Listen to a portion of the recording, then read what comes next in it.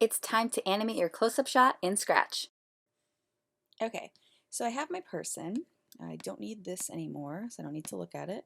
Okay, so in my animation, I want her to go from looking shocked to angry. So I'm going to edit this face to look shocked. And first thing I notice is this does not look like a shocked mouth. So I'm going to take this mouth away. I'm going to take the circle, put a circle there, and let's make the fill, whoopsie, black. Eyes are pretty wide, but the eyebrows would go up. So I'm going to tap on them, and let me zoom in to show you what I'm doing. See this like little tilt arrow? I'm just tilting them up, and maybe I'll make them a little higher. There is a back button in case you make a mistake. That looks pretty good. Okay, so now I have a shocked face. And now I need this person to get angry. When you're angry, your eyebrows go down, your eyes get a little smaller, and your mouth will get smaller. So I'm going to do that in a few steps. I'm going to tap here, control click, or right click on a computer. I'm going to hit duplicate. So now I'm going to take these eyebrows, I'm going to zoom, I'm going to twist them a little bit.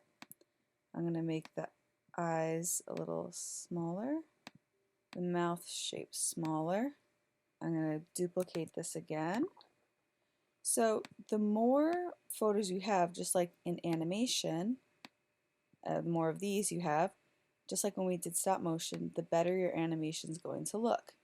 I'm going to ungroup this, and I just want to move the white part of the eye down, up, ungroup this one, and I'll duplicate this.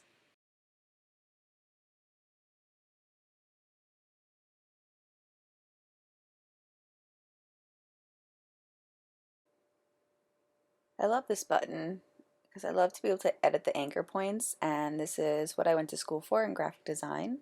You learn how to do this in a program called Adobe Illustrator, and it looks very similar to Scratch. Maybe I'll lower the eyebrows a little bit.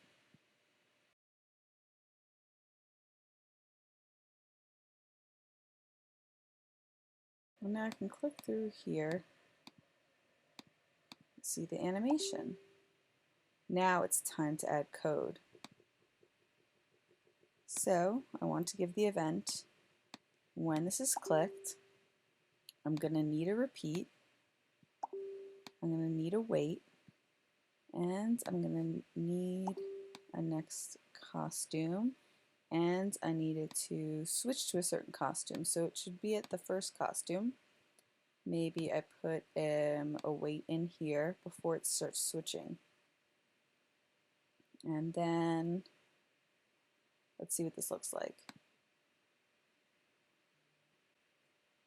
So this is taking too long.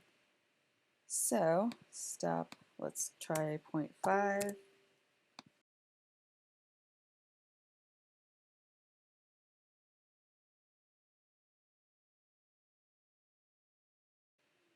And we can't have it repeat 10 times because I only have 7 costumes. So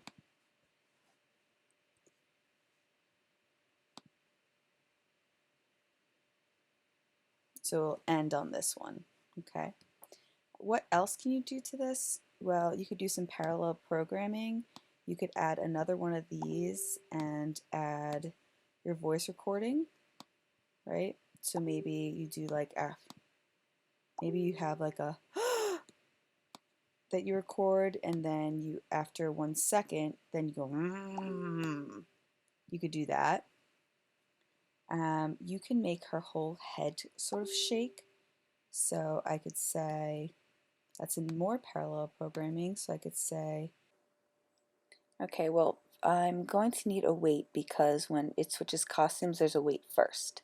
And then I want to change X by, I need another wait, and I want to change X by again, except this time a negative number, so it goes back the other direction, and I should put this in a loop. Let's see what happens.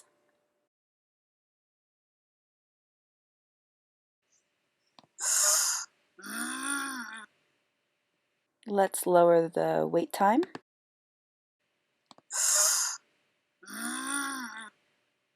Even lower.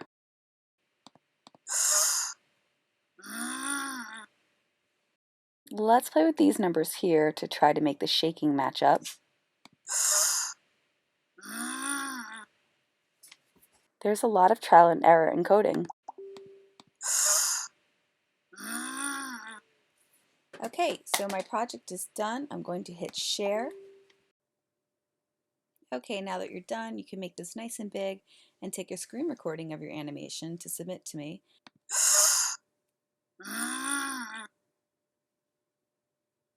You can also click Add to Studio, and for the close-up, put it in the close-up, and then you'll be able to see all the other animations from class. So you can go back to your hype project and your long shot project and put them in the correct studio. You'll notice we still have mid shot and an extra scene to animate.